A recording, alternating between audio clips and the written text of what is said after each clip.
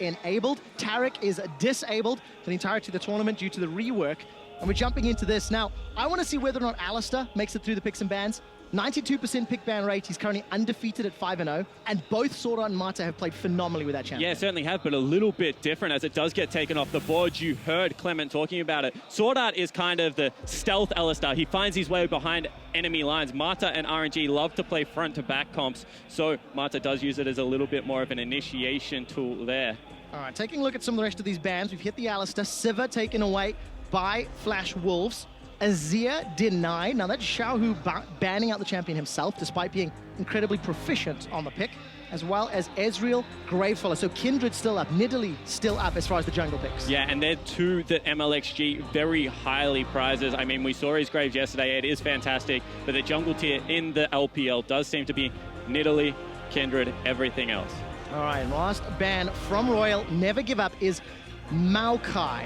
So just looking at the top lane picks, Ekko, still available, Poppy, still available, something that we've seen a number of times already. What this tells me is Royal is confident they are better individual players than the LMS's Flash Wolves, because they've taken away Azir, which is kind of a nullifying pick. They've taken away the Maokai, which is a nullifying pick.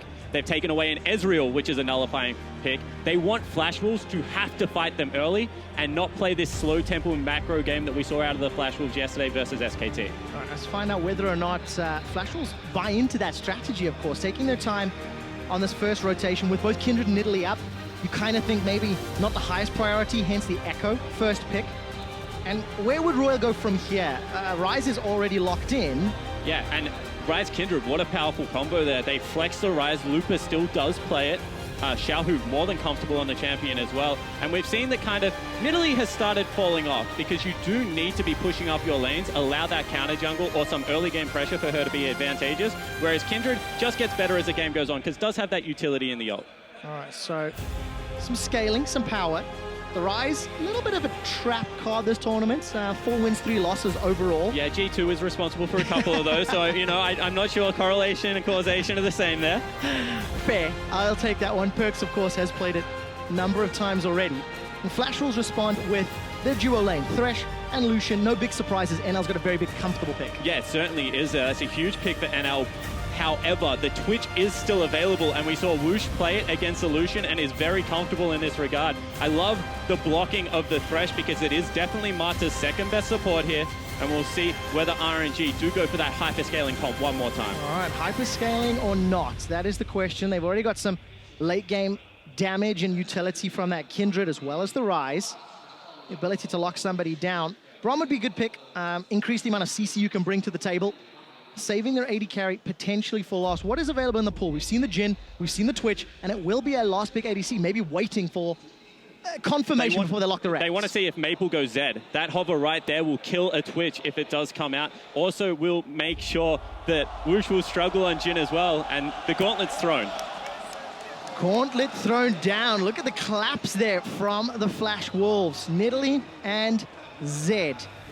Does xiaohu opt into the matchup? Ryze v Zed, or does he go for what was an old school skill matchup, LeBlanc Zed? Well, he kind of has to because Poppy's already been locked in here. So, you know, he's got the Ryze. Yeah, but this is really interesting because wuxx wanted to play a very aggressive AD carry. Now he's hovering something like a Tristana because they acknowledge how skilled Maple is on that assassin pickup in the lane. That's why they left AD carry for last pick. They can still go team fight, but they're not going to get the amount of scaling. It's going to be a little challenging as well for whatever AD carry gets locked in. There's so much mobility and utility from that Ekko, the Zed, the Nidalee.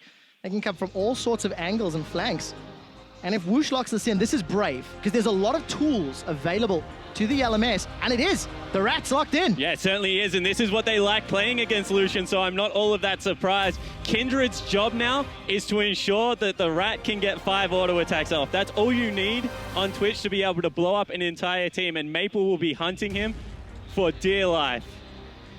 Let's find out if Maple's going to find him. Throwing the gauntlet down with the Zed lock-in, knowing it was going to be into that Ryze. And wuxx confident on his Twitch. And I'm actually really impressed with the Flash Wolves because they acknowledged the bans and they said, you know what? We will pick the winning lanes. We will get the aggressive jungler and we will play your game. And we'll see whether they're able to utilize that to beat them. Hey, yesterday, both of these teams stepped up and took down SKT in slightly different fashions, but At the end of the day, they are now battling for first place. RNG undefeated at 4-0. Flash Wolves 3-1. Whoever wins this game will hold on to first position, because of course in the case of a tie, the head-to-head will belong to the winner of this match. Yeah, certainly will. Coaches shake hands there on stage. Everyone's locked in. This is going to be a very exciting game, as you said, for that top prize. It's very exciting indeed, because the team compositions are going to be very explosive. There's options here for pick, for some split push. There's even some team fight prowess that could come out from either of these teams. And you guys at home, just let us know. For the first time here on day 3, the last game of the first half of the round robin, will it be the LMS's Flash Wolves, #FWN, or will RNG do it? Because they've won the Rift vote. More Chinese players are sporting that MSI icon. Yeah, they certainly have. For the first time, China has been able to rise to the occasion and take down the LMS in owning the Rift. Have to see whether they can get it done on the Rift, however. That's the case. Home colors have not worked out advantageous for all of the teams sporting it. And the crowd erupts as we load up. And one thing about RNG, at least in my opinion, is they've had the most well-thought-out level 1s in the tournament. CLG have also stepped up in this regard, but you see one more time, they're looking for MMD's Ekko. They want to secure a lane swap here because Thresh, Lucian, that wife steal bottom lane, is just so potent, and they do not want to have to go toe-to-toe with NL and SwordArt. No, definitely not the case, especially considering how well they have already performed, becoming a true threat. It's RNG that have started the invade shenanigans and seems to be mirrored by Flash Wolves down on the bottom half of the map. Not the deepest division there from SwordArt's Thresh. However, we'll give some additional information. Not particularly surprised by the Keystones. A slight difference on the Ryze here from xiaohu. You've seen Perks running the wind speakers, if memory serves correctly. Yeah, so it's whether you're against Control Mage or Assassin, xiaohu not going to be really looking to kill the Zed in laning phase, just wants to scale up, get that tier, get the roller, get to about 25 minutes in. So you can expect that to come out with Strength of the Ages. Maybe the other one that people will be a little bit surprised of, although it is becoming more popular, is the Fervor on MLXG's Kindred. Very aggressive in the early game, wants to find the Nidalee who's running Strength. Yeah, I've seen quite a few European jugglers running that one throughout the course of the EU LCS playoffs. They're very similar in their aggressive counter jungling stuff. Yep, definitely like to get in their opponent's faces. But Spawn, lane swap is on the cards. And we can see Flash Wolves sticking around this bottom lane. SwordArt going to try to get inside Royal's jungle and face. Damage advantage. Looper is spotted, but didn't join a double jungle, is very far behind in experience right now because he got absolutely nothing. So going to have to join the top lane push as quickly as he possibly can. This is an area that honestly the whole of China has struggled with. IEM showed just how incompetent the region was during the lane swap. Thank you very much, Fnatic, for highlighting that incredibly well. And we'll see whether MLXG Looper, as well as that shot calling Mata, has been able to shore up some of the mistakes, because Flash Wolves showed yesterday their 1-3-1 is very good. If anything, we've seen from a number of players this tournament, when we ask questions, how will they perform? How will they handle lane swaps? The majority of the answers have been very well. G2 is the only one that's bucking that trend. However, Royal never give up. Shown, dare I say, more macro during the course of the last 2 days than we may have been used to or expecting. Definitely agree with that, and I think that you also have to acknowledge why they want to play the map. They want to play the map to set up advantageous team fights. Flash Wolves, on the other hand, want to set up the map so they can take down structures, get that gold lead building. Then when they're ahead, they will team fight. So both teams are playing the map relatively well, but have completely separate goals in why they are doing so. All right, take a look at this tower. Royal are slightly behind. As you can see, that tower is going to be good 5 to 10 seconds maybe in terms of tempo. And that'll allow Flash Wolves to begin making the decisions. You can already see MMD moving up, placing that very deep ward, wait to spot at your opponent duo, and then back away safely. It's that very standard lane swap that we've come to expect. And you can see the couple of extra seconds gives them the Rift Scuttler, denies a mark, and also sets up a gank on xiaohu. So we'll see whether they're able to use this one to create any advantage. CC needs to connect. xiaohu, defensive flash. The flay, the death sentence is sidestepped, but it will not matter. It's Flash Wolves that get first blood. Yeah, and they burned so much for it, but advantage Flash Wolves already in this game. Over-aggressive from xiaohu. He stepped up to the minion wave. He didn't know where two members were, and he gets made punish. Kill secured by Karsa, but look at all of the summoner spells invested. Flash Ignite for Mabel, Flash Ignite for SwordArt, and the Flash Exhaust from xiaohu. We'll find out if that will be problematic, but I doubt it, as this lane swap will take a few more minutes to conclude. Yeah, definitely. That's the I guess luxury you get if you get ahead in that tempo. You're able to make a risky move and not really get punished for it. You can already see NL, SwordArt, they're closer to the turret. They've already stacked up their wave nicely because Lupa wasn't able to push out as far as MMD. So tempo advantage firmly in the hands of Flash Wolves so far. Yeah, giving themselves that gold advantage as well. And look how close they are to that top outer turret.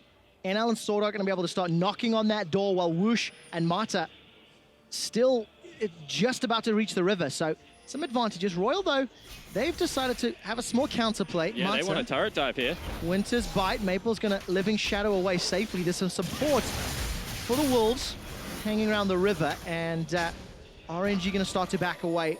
No further shenanigans breakouts. But I don't even know if that's a right call because they've already lost Rift Scuttler one more time. Another Mark falls down. The duo's already on the turret, so they cost themselves more precious time in this lane swap. And it's only just now that RNG's wave will start taking down that tier 1. Flash Wolves might just be able to push through. So big advantages beginning to grow and brew here for the Flash Wolves. After these second towers fall, the next question will be that Rift Herald, and where do they go after that?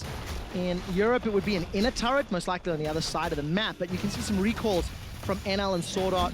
Going to give MMD additional CS, additional experience, and most likely that tower gold as well. So that's a little bit strange to me because, as you said, you would normally see them cheat off that turret, support jungler would go pick up Rift Herald, then when they would swap back one more time, look for that deep push, see if they can race RNG. However, they don't pick up either of the neutrals. They very much want to stay ahead as far as this CS advantage goes, but it's only really MMD, the main recipiary of that. Everyone else is still quite far, like quite even at this stage. All right, Lupas should finish. One more hit from Minion. We'll take the tower down. I got a tad excited there. But look at Lupa, level 4 to level 4 of MMD. MMD is going to be able to get much closer to level 5 as he's in a minion wave. And he's got a CS advantage. So Flash Wolves have accrued, honestly, what I think is a substantial lead, just from the lane swaps. At only 6 minutes in the game, I mean, gold is a percentage value just as everything else. So 1,000 gold at 10,000, they're 10% ahead in this game. A massive lead at only this side. As you can see, Fanboat very even, but so far, Flash Wolves showing that they're not going to get greedy in any of their plays and just happy to play the map. Yeah, they did show a lot of control and patience during the course of yesterday's series. Taking a look at the inventories really quickly, a lot of pink wards picked up here for Royal Never Give Up. And in terms of warding, Mata's done a phenomenal job over the 4 games they've already played and placed a significant number of wards. Yeah, he certainly has. I mean, they're the most pink warding team so far in the tournament. Able to pick up a lot. It's a use of the pink ward, I guess, if anything that I would criticize. They don't necessarily set up vision around the Baron or Dragon objective well. However, they will take over your jungle with that vision and try and get aggressive for mlxg, who I think is proving to be a very strong jungler at this tournament. It's just not in the way that we're used to seeing these great teams set up around the neutral camps. All right, Karsa's been able to sneak up into this jungle. Javelin, sidestepped. Whoosh. A little lucky on that one, although it wouldn't have made a huge difference. SwordArt and NL are going to continue shoving up. And message already delivered. They want that to hit the turret so that they can't freeze it up, and Karsa throwing that spear delivers that message. They can no longer try and freeze because they have the extra man advantage. They also invade onto this blue buff. mlxg trying to return the favor on the other side of the rift. And another frustrating start to the game for mlxg's Kindred. Another mark on that Rift Scuttler, rather, down in the bottom, will be taken by Flash Wolves, as well as the first dragon of the game. And we have to touch on the dragons. Yesterday, Flash Wolves went 9-0. Day before, they went 4-7 in terms of dragons secured, dragons given up. And this was my biggest criticism of them, because this tournament is going late. Whether you think it is the right or wrong thing in the current meta, that's just a fact right now. It's a long average game time, and Flash Wolves weren't respecting that. They were playing very slow League of Legends, plotting League of Legends without picking up the necessary dragons, and CLG made them pay. Smithy able to steal one away as well. So I think that this is a good adaptation out of the Flash Wolves, showing that they're learning day to day in the current tournament meta that we've set up. I think that's a very good point. The tournament meta growing as mlxg, after an invade, is looking for Maple. The flash prison. Maple throws down the death mark. He dances away, but it may not be enough. Lamb's Respite is going to be available and needed for mlxg. Here comes NL. He's got another for Flash Wolves, and the crowd is silenced as RNG are down 0-2. Once again, 4 summoner spells burnt, but this time it's equalized on RNG, and Flash Wolves still get the trade because of a great reactionary play out of NL. Flashes in, heals his mid laner up, and this is going to burst the map wide open. The tower will most likely fall here unless Royal really commit to the wave clear, and they do. xiaohu burns through the last of his mana pool, and that's a lot of damage down. Flash Wolves 2 kills up. They've got themselves a dragon, they've got a gold lead, and here's that replay. Yeah, it certainly is. So you can see, smart play here. They flash in, they go aggressive on Maple, but he's such a good Zed player. Uses the ultimate to gap close, and that's really what it was about. Good communication, and now able to save up his mid laner. Unfortunately, mlxg can't get behind wuxx, and this is the big prize. Sure, the kill is nice, but mid lane turret, opening up the mid lane with a Zed on your team is going to be so good as the game progresses. 2,500 gold up just from their lane swap decision making.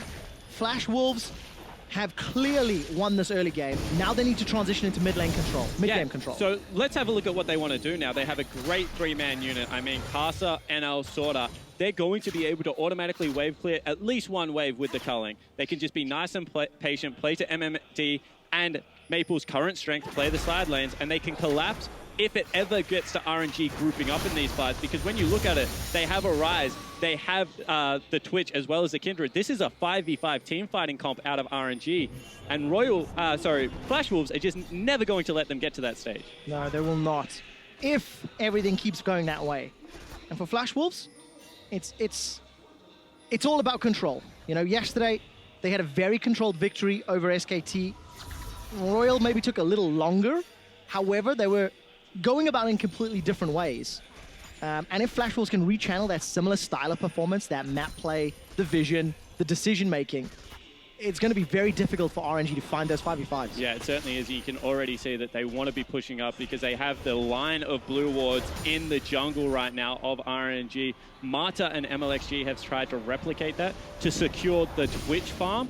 However, cannot do so on the top side of the map. So Loop is being forced off the wave. MMD is getting even bigger at this current point. In fact, he feels he can go first item Iceborne Gauntlet, which is so rare after the nerfs.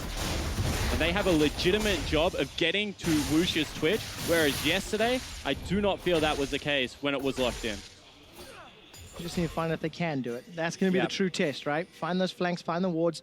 Royal got pretty good vision in that bottom quadrant of the jungle. Flash Wolves trying to kind of mirror that up top. And Spawn, I know yesterday, off air, we discussed quite a lot about wuxx's itemization in his build. Yeah, so... First item, Hurricane again. Normally you would see a Blade of the Ruined King into something. Here we go. He's going to set up for a gank. Let's find out. wuxx is looking in for the ambush, and hello! NL's just going to dash away. Yeah, I got a bit excited. Well played by NL there, but that's what they kind of want to do. So you normally see Bork into Hurricane into IE. However, wuxx likes the activatable items. So goes towards something like the Ghostblade second for a little bit more damage. Will mean that he doesn't have the lifesteal to try and tank up Maple. So really it's about the Kindred. You think this is kind of crazy for a Twitch. He needs lifesteal. Kindred just needs to keep him alive for long enough to kill everyone. Afterwards, wuxx can die. Like, his job is already done. So pressure on mlxg and wuxx to be on the same page during these team fights and flanks. Luckily for mlxg, he gets his hands on that Rift Herald after Flash Wolves kind of done goofed. Let it reset, pulled it a little too far, trying to be too cheeky, but it's Flash Wolves that have got exceptional tower pressure. 1, 2, 3, 4-man stack down bottom, but Looper has arrived just in time, and Flash Wolves don't fully commit, but this will be another blue steal. That's 2 back-to-back. May as well call him Zoolander at this point in time. Yeah, it certainly is. However, top side of the map has kind of belonged to RNG because they've been able to do something similar, whereas bottom side of the map definitely belonging to Flash Wolves right now. I want to talk about what that actually did, however, because wuxx has to duck into Fog of War. He can't pressure that lane. Right now, MMD's even probably stronger than him, so he doesn't want to challenge for farm. So right now, they're trying to secure Looper farm, get him tankier in this mid game. However, it's coming at the cost of their hyper carry now because they've traded him away from where they had all of that vision set up earlier. So RNG trying to jockey for position, but it feels like Flash Wolves are always the first one to the punch. Yeah, definitely the case. I mean, they've been dictating the tempo of the game. You know, deciding. They didn't really initiate the lane swap, however, responded better to it. Yeah. You could argue predicted it, so to speak. It was a lane matchup that, Spawn, even you were mentioning, you didn't really want to step into if you were Royal Never Give Up. But what does this mean for the next few minutes? And for the next few minutes, immediate power has been picked up by the Flash Wolves. I mean, Youmu's, you look at Essence Reaver, it's just such a good first item buy for NL. However, this game is not going to explode for quite some time because they still need to continue to set up their side wave and continue to stack these dragon advantages. And what this does against a team like Royal, who doesn't like giving up dragons for free, they're trying to draw them out of the jungle, trying to make them make that first mistake so they can capitalize in a big way. So Royal trying to do a good job of consolidating their own vision, not give anything else up. Good damage already. Royal don't want to give up. Glacial Fissure into the pit. There's one lantern taken. Maple's going to have his Living Shadow. All Flash still. Even cheeky. Pinned against the wall. Maple forced to flash. Gets the heal down from Karsa. And the fight is on. Marta's unbreakable. Will be broken. Death sentence. Flay. Box. Marta's taken down. NL have got themselves the hat trick of kills. NL standing on the front line. The Dragon's still up. Rat-a-tat-tat. No one from Flash Wolves goes splat. Kindred will secure the Dragon at NL. He's down. Looper's on the board. And Royal did not give up. Now mlxg is chasing MMD. Chrono Break's already been channeled, used. It's a jungler on jungler battle, but it's mlxg that's coming away worse for wear. I take it back as MMD is the top laner, pins Looper into the wall, and that's gonna be another for Royal. And Looper goes massive in the team fight. He catches out Maple to burn his flash, make sure the mid laner isn't there, catches NL, and then sets up the last kill on MMD. So the top laner, formerly of Samsung White and Masters 3, playing much better League of Legends this time around and securing RNG their first big objective of the game. And a team fight success. So here's a replay. Maple decides to stick around this pit a long time. Yeah, he certainly does. He wants to see whether he can get any cheeky engages, but Looper just nails him here, and they're able to put down too much damage. So already that big advantage that Flash Wolf secured in the mid lane, useless. And sure, Marta gets blown up here, but it's all about the top laner from Royal. Just watch his positioning. He's playing at the front of the team fight along with xiaohu. And anytime anyone steps into that danger zone, he's just willing to pop them. Definitely the case. NL just a great pin. And Looper, you know, he knocked Karsa away from the Dragon. He pins NL against the wall, and he's even going to finish off MMD from around the corner. And this is something that you have to state. If you are running a 5v5 teamfight comp and your tank is stronger, it is so much easier to execute on the game because you have longer time where you don't have to play the cleanest of League of Legends. It affords you an extra mistake in there. And now with the 2 kills picked up, completed Sunfire Cave, no greedy Sheen purchase out of Looper. He's going to get tankier faster and become a monster. And I want to talk about Looper a little bit more because there was a fair amount of discussion around the top laners, who's going to be good, who's going to be bad, and Looper didn't have the highest expectations coming in. Well, the reason is he came off Samsung White, where people said he was good, but the rest of the team kind of overshadowed him, into a team with Nidalee called Masters 3, and they were abysmal. They fought out of relegation twice in the LPL, and honestly, Looper didn't have the best of years. However, now coming back to Royal, teaming up with Marta, using those teleport plays once again, and a much heavier tank meta seems to suit the top laner of Royal, and has begun to reassert himself in the LPL, and now at MSI is one of the dominant top laners. Yeah, and of course, that backup or that additional front line in Marta has been good. Marta made so many questionable decisions during the spring split. The number of times that Marta just wandered into enemy jungle, wandered into enemy territory and gave up deaths, that's kind of what I was expecting, but it's not happened in this 5 games. Well, the funny thing is when Marta joined Vici with Dandy, they were so macro heavy. They were one of the only teams in the LPL that did play macro, but they said it was because their carries weren't as good. When Marta teamed back up with Whoosh, xiaohu, mlxg, he got a little bit reckless. He was willing to make these big plays. Now, however, he's also showing some discipline and patience. Looper, you're in trouble. Oh, it's a 3v1. Deathmark is going to be available. The Flay holds Looper in place. Karsa gets knocked away. Deathmark is proccing. When the pop goes down, it's not going to be enough for the kill. Looper survives for a few seconds longer. Flash from NL. Flash Wolves are looking for another one. Looper is still alive and makes it away from 4. And all of a sudden, the first mistake of the game from Flash Wolves, because meanwhile, they get cross-mapped, they lose a turret for free, and they burn so much. triple summoner spell one more time. Ignite, flash from NL and SwordArt, and they still don't get their man. The thing is, everybody's been saying Flash Wolves. They've used to play a fast game, looking for some aggression. They've got these early game champions. They're trying to make those plays, but it just didn't pay off quite as well as it could have. And you must think it's because they don't want this to get to very late game.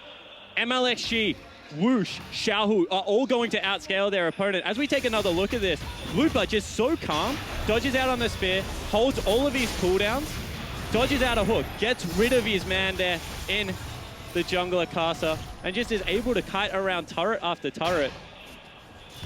NL's flash is greedy here because it's probably not worth a flash. They could have just secured the turret instead, but they'd already spent so much on the kill. He felt like he had to get his man. Especially with a minute and a half till the next dragon. We've already seen Royal willing to contest despite being in a deficit. And even though it looks like wuxx is behind in gold, he's up in items because he's completed our 2 versus components on NL's side. Also, Twitch's ultimate is just going to mean much more in these engages. You take another look, you know, a very good Hex Drinker purchase here out of mlxg because he needs to be able to survive MMD, who's going to be diving that back lane as well, along with Karsa. So I just think that for now, even though gold is still in Flash Wolves' favor, they're going to have a slight advantage. This is a greedy play. And you can hear the crowd. They're up in arms. MMD will be able to spot this out in a moment or two. NL will be running up from the mid lane, and I think wisely, Royal back away. That was within 5 seconds of Baron spawning. Yeah, it certainly was. They had the Rift Herald with them as well. So that was an interesting play because they don't really have someone right now who they want to throw against Maple in the bottom lane. He is the strongest member for Flash Wolves. So they try and control that objective. They don't get it, but they wisely back away without burning too much. And important to note, MMD is teleport available. It's only a 1 TP aside game. Lupa burned his recently. Flash forward for NL. The rat-a-tat-tat will be thwarted by the Lantern, but Royal may get a lot of damage onto this turret. The culling comes down to clear the way. Teleporting from behind from MMD. Remember, it is still available. Lupa has to run from the bottom lane, but Maple does too. Parallel convergence stuns nobody. A good time winder will buy some time. Mata burned his flash already. And luckily, Royal never give up, make it away without any problems. Yeah, but a lot burnt there. You know, double summoner spells out of xiaohu, a splash out of Mata as well. Kind of kills any engage they have, so they're going to have to give up another dragon. You understand the idea to pick mid lane to try and burst open the map, but just didn't pay off as NL and SwordArt kind of reacted appropriately. And I think you have to give SwordArt some praise. That's the second time an engage has happened mid lane. SwordArt's been close enough that that Lantern has been valuable, has been somewhat reading Royal, and right at the right place at the right time for the Wolves. And I just love that we get to talk about 2 of the classiest support players in the world. SwordArt has picked up majority of that shot calling now that Stake is the coach. Mata has always done it in his career. 2 of the best in the business going head to head on champions like Thresh. It's just so fun to watch. And now if you expand that discussion a little further, Flash Wolves, you know, they've got the same team from Worlds last year. They've been through different metas. They've explored last year's lane swap to this year's lane swap. And it just seems like they are a very well-oiled unit at this point in time, you know, surprising many from what we were expecting from their LMS region. Yeah, and it doesn't really surprise me all that much that even though these teams are equally skilled, they play different styles of League of Legends because it's what you just mentioned, you know, a team that has been together for so long that have this refined style of gameplay against a brand new Royal Never Give Up who are, you know, a little bit down and dirty, a little bit scrappy, equally talented, but willing to get in there and kind of just throw themselves at the opponents. And it's very interesting to see when these conflicting styles come together because teleport honestly doesn't mean that much against Royal because they make you burn it so often reactionary. You saw, we were talking about MMD, he has the teleport advantage. What do? They try and blow up NL. All of a sudden, teleport's back to equal because they're willing to make that aggressive play. So maybe mind gaming it as well. Royal forcing the hand of Flash Wolves. They're back to Baron one more time as well. They're hovering that area. Something that we criticize them about, they haven't been able to control Rift Scuttler. They haven't double pink worn Baron, as all teams should know at this level to secure themselves vision, but they definitely gravitate towards that part of the map. Hey, look, it helps force a team fight, right? And when you've got a team comp that is great at 5v5, as you've mentioned... If you set it up correctly. SKT were kind of like, we're just not going there because we know you're not doing it, so really does need to be tightened up, but that is something you can learn overnight. A coach can pull you aside and be like, hey, just, you know, get a couple of pink wards instead of the one that you're used to, because they are buying them. It's just the position that's a little bit off. Let's find out if they can. That was mlxg's second mark of the Kindred, by the way, 23 minutes. A little unlucky and a little bit controlled by his opponents, but that is, of course, because Flash Wolves have that dominant lane swap start and we're moving just a few steps quicker. I think they got 3 scuttles back-to-back before mlxg got his hands on the first one. Yeah, it certainly is interesting because he's sated, so he's done a good job of farming, but it just hasn't been on the camps that he wants to. At the same time, Karsa has picked up his roller, had it for a while now.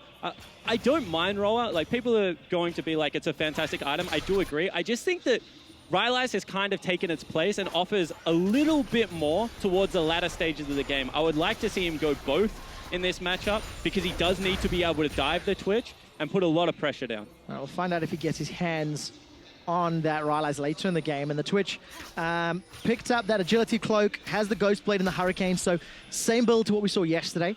I wonder about Maple. I want to keep my eyes on how his Deathmark impacts the game, because you don't really want to be jumping on a Looper or xiaohu with the shield. Then there's going to be a mark of the Kindred, and Whoosh eventually should pick up that QSS, but at 25 minutes in, 0-0-2 on Maple Z and down 50 CS, that's not a great start for one of the mid laners we're expecting to really carry this game. Especially when you burn double summoner spells on xiaohu early in the game. This should have been a lane that Karsa could have got into, but at the same time, the lane swap kind of dictated where he had to be on the map as well. You can see GA is going to be the third item out of xiaohu. You don't want to ult Looper. I really do think his job becomes, can you pick Marta when he goes for deep vision and control that area of RNG's play? Because he is so important to the initiations, as Afro pointed out in his interview after day one. So it could be an area they look at. And you have to ask the questions from Maple. It was a last rotation Z. Where does it start becoming impactful? Dragon's going to be up in a minute and a half. We've had fights around the last few.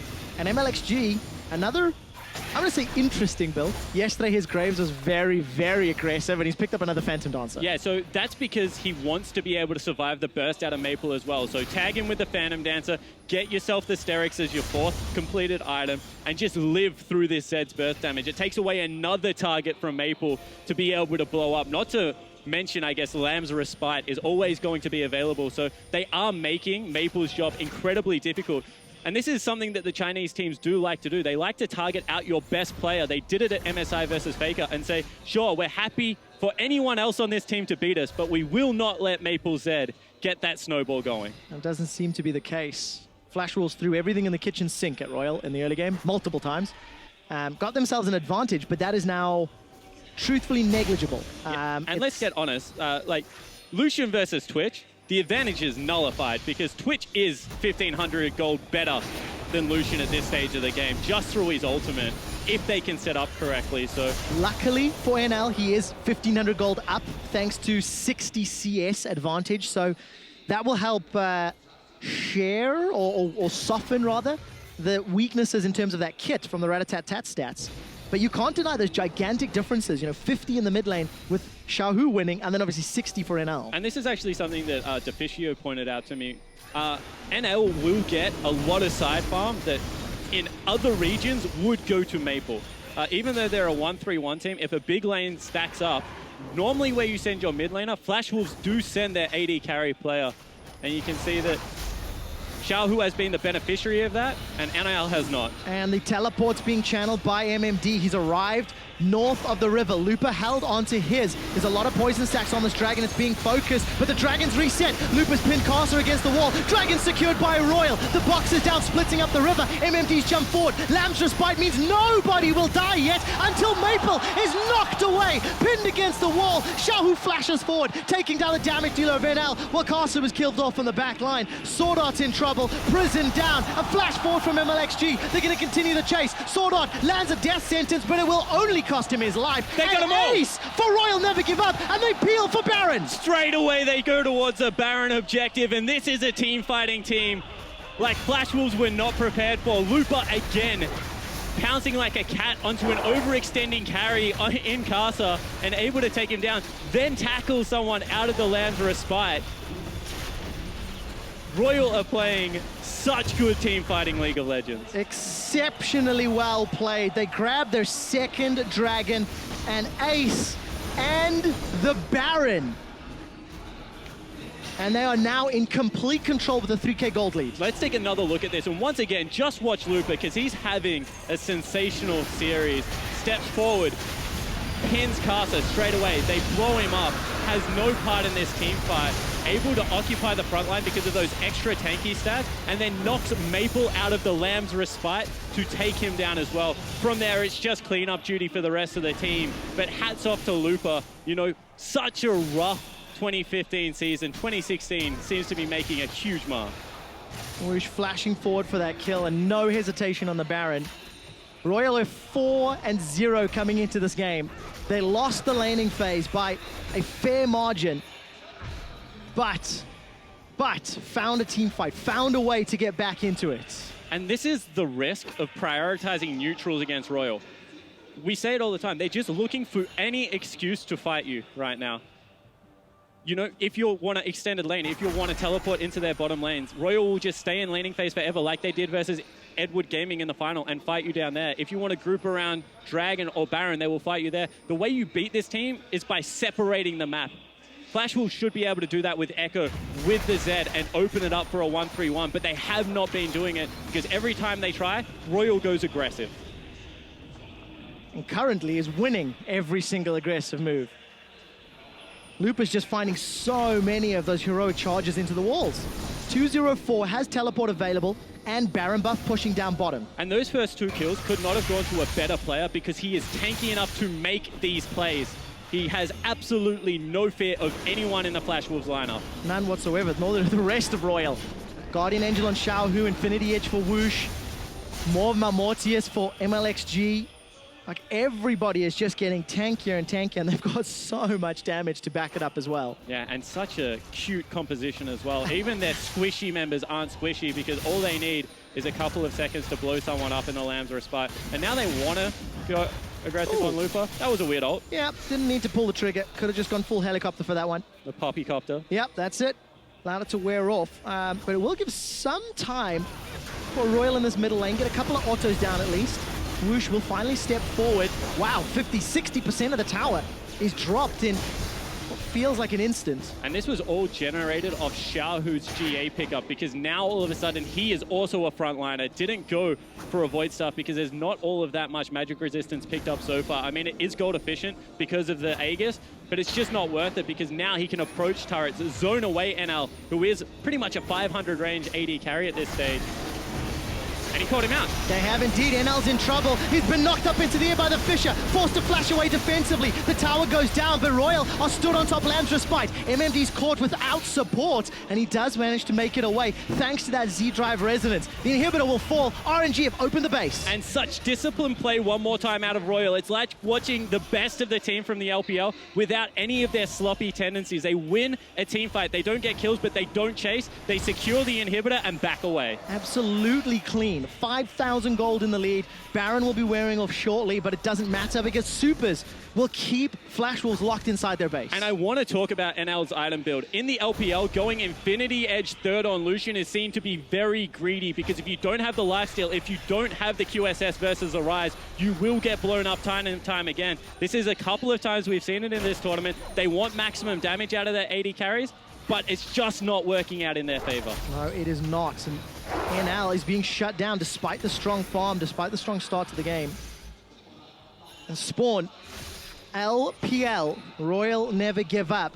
Look to take down every region that has stood in front of them. If they can just continue this control now that they've regained the reins. What an important moment for the region as well, after what was honestly a very disappointing, almost someone called it disgraceful Worlds performance. Oh wow, look at mlxg. He's sidestepping everything. Challenges 4 members of the Flashwolves, and with xiaohu's help, comes out ahead. Here comes Lupa for the first time this game, finds no stun, but the verdict is Flashwolves, you will be defeated. Lupa continues to chase down. 2 members of the Wolves are down. And all of a sudden, they just cannot be stopped. mlxg looking confident in his play. honestly, they're looking to end the game. They certainly are. Turn their attention to the top. Not yet. Super Minion will tank up. There's a GA for xiaohu. 5v3 for another 20 seconds. And the Nexus turret will be falling. Lupa is on the front line, tanking up the minute. They can't get in. There's nothing that Flash Wolves can do. The Fisher comes down to split up Flash Wolves' attempt. And all Maple can do is buy some time.